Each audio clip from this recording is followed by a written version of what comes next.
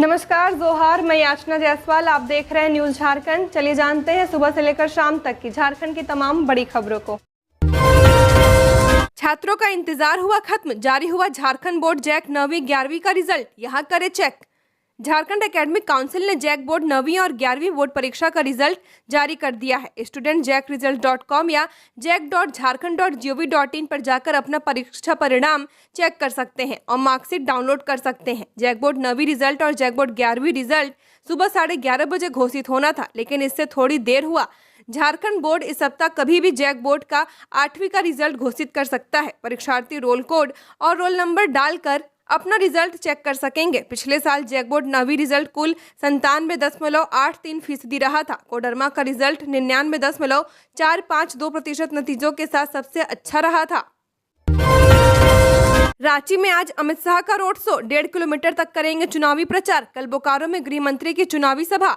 केंद्रीय गृह मंत्री अमित शाह 2 दिन के झारखंड दौरे पर आ रहे हैं। शाह आज शाम को रांची में करीब 1.5 किलोमीटर तक रोड शो करेंगे और बीजेपी प्रत्याशी संजय सेठ के लिए प्रचार करेंगे। रांची में रोड शो को लेकर सारी तैयारियां पूरी कर ली गई हैं। प्रशासन ने भी इसे लेकर सुरक्षा के पुख्ता इंतजाम किए हैं। केंद्रीय गृह मंत्री अमित शाह 2 दिन के झारखंड दौरे पर आ रहे हैं। शाह आज रांची में करीब 1.5 किलोमीटर तक रोड शो करेंगे और बीजेपी प्रत्याशी संजय सेठ के लिए प्रचार करेंगे। रांची में रोड शो को लेकर सारी तैयारियां पूरी कर ली गई हैं। प्रशासन ने भी इसे लेकर सुरक्षा के पुख्ता इंतजाम किए हैं। आलमगीर आलम को होटवार जेल से ईडी ऑफिस लाया गया, पूछताछ शुरू। झारखंड सरकार के ग्रामीण विकास मंत्री आलमगीर आलम की ईडी रिमांड शुरू हो गई है। शुक्रवार 17 मई को उन्हें होटवार जेल से हिनो स्थित प्रवर्तन निर्देशालय के क्षेत्रीय कार्यालय लाया गया है। यहां उनसे अब 6 दिन तक पूछताछ की जाएगी। आलमगीर आलम को पीएमएलए कोर्ट ने गुरुवार 16 मई को 6 दिन की ईडी की हिरासत में भेज दिया था। लगातार 2 दिन तक चली पूछताछ के बाद कांग्रेस के वरिष्ठ नेता और झारखंड के मंत्री आलमगीर आलम को ईडी ने रिश्वतखोरी के एक मामले में गिरफ्तार कर लिया था। धनबाद में आजसू प्रत्याशी का विरोध, चंद्र प्रकाश चौधरी की चुनावी रैली में जयराम महतो के पक्ष में लगे नारे। गिरिडीह लोकसभा सीट से एनडीए प्रत्याशी सीपी चौधरी की धनबाद में आयोजित चुनावी रैली में जयराम महतो के समर्थन में नारे लगे हैं। इस बार के चुनाव प्रचार में जनसंपर्क अभियान के दौरान उन्होंने लोगों के विरोध का सामना करना पड़ रहा है। जिला में तोपचांची प्रखंड के लक्ष्मणपुर मदेहडीह सहित विभिन्न गांवों में गिरिडीह लोकसभा सांसद सह प्रत्याशी चंद्र प्रकाश चौधरी और उनके प्रतिनिधियों को ग्रामीणों ने विरोध किया। इसे लेकर कई वीडियो भी वायरल किए गए हैं। जनसंपर्क अभियान में पहुंचे सांसद सह प्रत्याशी सीपी चौधरी के सामने निर्दलीय प्रत्याशी जयराम महतो के पक्ष में ग्रामीणों ने नारा लगाकर विरोध जताया है। वहीं लक्ष्मणपुर गांव में सीपी चौधरी जब जनसंपर्क अभियान के तहत वहां पहुंचे तो ग्रामीणों ने यह आरोप लगाया कि अपने 5 साल के कार्यकाल में एक बार भी वे गांव नहीं गए हैं। इस गांव में पीने के पानी की घोर समस्या है। सांसद सीपी चौधरी के सामने ही लोगों ने उनके पिछले कार्यकाल को लेकर नाराजगी व्यक्त की। ग्रामीण ने कहा कि पिछले 5 साल में लोगों ने उन्हें सिर्फ फोटो और पोस्टर में ही देख रहे हैं। मुंडन कराने आरा से देवघर आ रहे श्रद्धालुओं की कार पेड़ से टकराई, 2 बच्चों समेत 3 की मौत, 6 गंभीर। चकाई देवघर मुख्य मार्ग के बसबुटिया गांव के समीप अहले सुबह करीब 4 बजे बिहार के आरा से बच्चों का मुंडन कराने आ रहे श्रद्धालुओं से भरी कार पेड़ से टकरा गई। इसमें 2 बच्चों समेत 3 लोगों की मौत हो गई है। 6 लोग गंभीर रूप से घायल हो गए हैं। बताया जा रहा है कि चालक को नींद लगने की वजह से उक्त घटना घटी है। मृतक की पहचान आरा जिले के शहर थाना क्षेत्र के नवादा गांव निवासी नागेंद्र राम के 5 वर्षीय पुत्र अभिनंदन कुमार, 5 वर्षीय पुत्री नंदिनी कुमारी व नागेंद्र की सास के रूप में की गई है। सास की उम्र 55 वर्ष थी। मृतक महिला दुर्घटना के शिकार हुए बच्चों की नानी थी। घायलों में मृतक बच्चे की मां नेहा कुमारी, पिता नागेंद्र कुमार, कार चालक बिहार के ही रोहतास जिले के कछौन थाना क्षेत्र के कैथी कछौन गांव निवासी रोहित कुमार, नागेंद्र की बहन चरपोखरी थाना क्षेत्र के मनैनी गांव निवासी मीना देवी, पति बजरंगी राम, नागेंद्र का साला अनंत कुमार, पिता छोटू राम एवं नेहा की नानी रोहतास जिले के कछौन थाना क्षेत्र के कैथी कछौन गांव निवासी बबुनी देवी, पति राम प्रवेश राम शामिल है। नागेंद्र सहित नेहा, बबुनी व रोहित का इलाज देवघर के सदर अस्पताल में चल रहा है। वहीं घायल आनंद व मीना देवी का इलाज जमुई सदर अस्पताल में चल रहा है। इधर देवघर सदर अस्पताल के आईसीयू में मृतक बच्चों की मां की हालत भी नाजुक बनी हुई है। इस संबंध में घायल नागेंद्र ने बताया कि बच्चों का मुंडन कराने के लिए आरा से देवघर आ रहे थे। रात को चकाई के आगे एक लाइन होटल में करीब 2 घंटे तक आराम करने के बाद अगले सुबह देवघर के लिए चले ही थे, लेकिन चालक को नींद आ गई थी और कार अनियंत्रित होकर सामने पेड़ से टकरा गई। झारखंड में 20 मई तक हीटवेव का येलो अलर्ट। देवघर, जामताड़ा समेत कई जिलों में तापमान 3 से 4 डिग्री तक बढ़ने की संभावना। झारखंड एक बार फिर भीषण गर्मी की चपेट में है। मौसम विभाग ने 18 मई से लेकर 20 मई तक हीटवेव का येलो अलर्ट जारी किया है। विभाग के मुताबिक अगले 3 दिन तापमान में 3 से 4 डिग्री की बढ़ोतरी की संभावना है।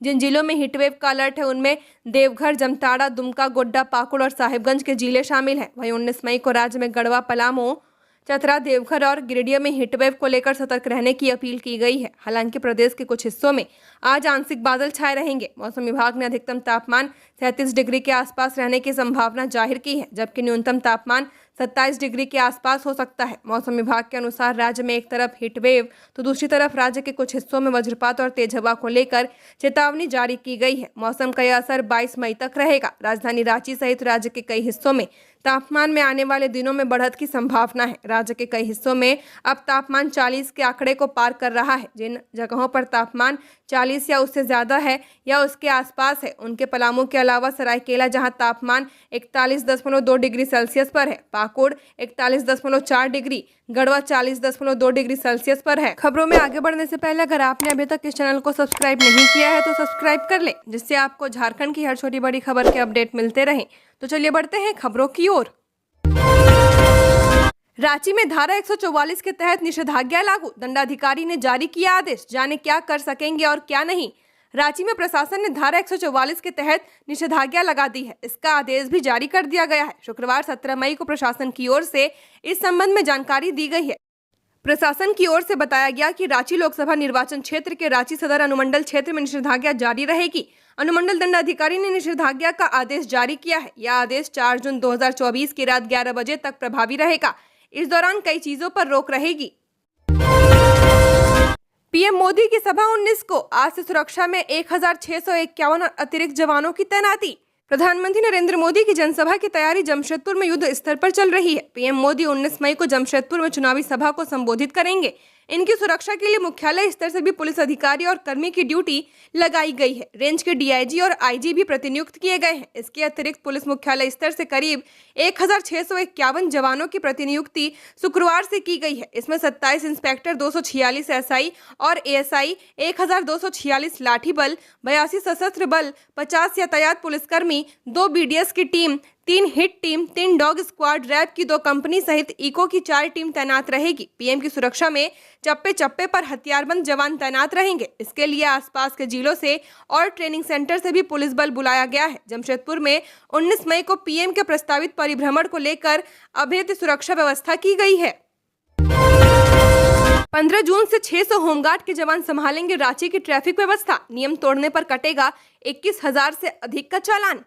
झारखंड हाईकोर्ट के जस्टिस आर मुखोपाध्याय व जस्टिस दीपक रोशन की खंडपीठ में रांची की लाचार ट्रैफिक व्यवस्था में सुधार को लेकर दाखिल जनहित याचिका पर सुनवाई की गई। सुनवाई के दौरान गृह विभाग की ओर से बताया गया कि राजधानी में यातायात व्यवस्था होमगार्ड जवानों को सौंपी जाएगी। 15 जून से उन्हें यह जिम्मेदारी दी जाएगी। सरकार की ओर से अधिवक्ता गौरव राज ने अदालत को बताया कि 15 जून से 600 होमगार्ड जवानों को ट्रैफिक व्यवस्था संभालने की जिम्मेदारी सौंपी जाएगी। लोकसभा आम चुनाव 2024, एसी बसों के लिए 4,730 रुपए भाड़ा। लोकसभा आम चुनाव 2024 के लिए अधिग्रहित किए जाने वाले विभिन्न श्रेणियों के मोटर वाहनों के लिए हायर एंड डिटेंशन चार्ज नए सिरे से तय कर दिया गया है। वातानुकूलित डिलक्स, सेमी डिलक्स बसों के लिए हायर एंड डिटेंशन चार्ज तय करते हुए परिवहन विभाग ने अधिसूचना जारी कर दी है। इसी दर पर वाहन संचालकों को बस भाड़ा देना होगा। जारी अधिसूचना के अनुसार 35 सीट बैठान क्षमता या अधिक वाले वातानुकूलित डिलक्स बसों के लिए 4,730 रुपए, 35 सीट बैठान क्षमता वाले डिलक्स बसों के लिए 4,150 रुपए, 20 सीट से 50 सीट तक सेमी डिलक्स बस 3,800 रुपए, मिनी बस 14 सीट से 23 सीट तक वातानुकूलित 2,500 रुपए व कम सीट वाले मिनी बस 8 सीट से 13 सीट तक वातानुकूलित बस का भाड़ा 1,650 रुपए व टाटा मैजिक के लिए 650 रुपए की दर तय की गई है। झारखंड की 14 संसदीय सीटों के लिए 4 चरणों में चुनाव हो रहा है। पहले चरण का चुनाव समाप्त हो चुका है। शेष 3 चरण का चुनाव बाकी है। चुनाव ड्यूटी में बड़ी संख्या में बसों का अधिग्रहण किया जाना है। प्राइवेट बस संचालकों को बस जमा कराने के लिए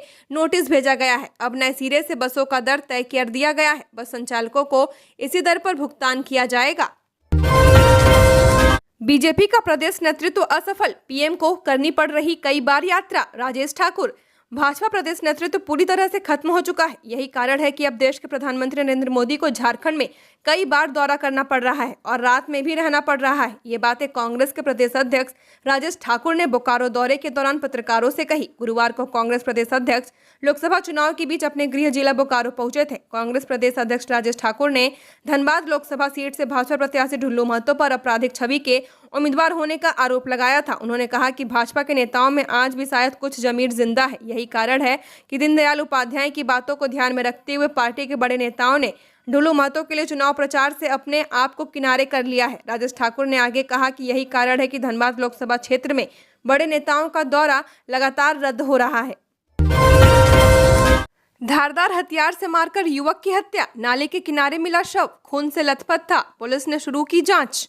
गिरिडीह जिले के हिरोडीह थाना क्षेत्र के खोरी महुआ रजपुरा के पत्थल बिगवा जंगल में एक युवक की बेरहमी से मारकर हत्या कर शव को फेंक दिया गया। पुलिस ने गुरुवार देर शाम को बरामद किया है। मृतक की पहचान धनवार थाना क्षेत्र के बांधी निवासी बालेश्वर दास के 30 वर्षीय पुत्र राजेश कुमार दास के रूप में की गई है। नाले में पड़ा हुआ था शव, लोगों की पड़ी नजर। घटना के संबंध में बताया जाता है कि देर शाम को जंगल की ओर घूमने गए कुछ लोगों ने शव को नाले में पड़ा हुआ देखकर लोगों को इसकी जानकारी दी। मृतक के भाई ने बताया कि राजेश चेन्नई के होटल में काम करता था, पिछले माह ही घर आया था और गुरुवार को दोपहर बाद करीब 2 से 3 बजे के बीच में घर से खोरी महुआ के लिए निकला था, पर देर शाम तक नहीं पहुंचा। इसी बीच जानकारी मिली कि राजेश का शव जंगल में खून से लथपथ पड़ा हुआ है। वहीं घटना के बाद हिरोडिया थाना प्रभारी धर्मेंद्र कुमार अग्रवाल, एएसआई सुमित कुमार सिंह तथा अन्य पुलिस बल के साथ घटना स्थल पर पहुंचकर शव को अपने कब्जे में लेकर जांच में जुट गई है। वहीं घटना स्थल पर 2 जोड़ी चप्पल तथा शव से लगभग 100 मीटर दूर तक खून गिर गया था, जिससे स्पष्ट हो रहा है कि युवक को कई लोगों ने मिलकर हत्या कर दिया है और फिर शव को घसीटकर नाले में डाल दिया ताकि रात भर में शव को जंगली जानवर खा जाएं। पर इससे पूर्व लोगों ने शव को देखकर हल्ला कर दिया। मृतक अपने पीछे पत्नी सहित 2 पुत्री तथा 1 पुत्र को छोड़ गया है। वहीं घटना के बाद परिजनों में मातम पसरा हुआ है। नेता के मारपीट पर कांग्रेस एमएलए इरफान अंसारी ने अपनी ही सरकार पर उठाए सवाल, सीएम सोरेन से की यह मांग। झारखंड के गुमला में कांग्रेस के मंडल अध्यक्ष जितेंद्र लोहरा ने स्थानीय पुलिस पर गंभीर आरोप लगाए हैं। उन्होंने आरोप लगाया कि थानेदार ने उनके साथ अमानवीय कृत्य किया है और उनके साथ मारपीट की है। इस घटना से कांग्रेस में रोष है।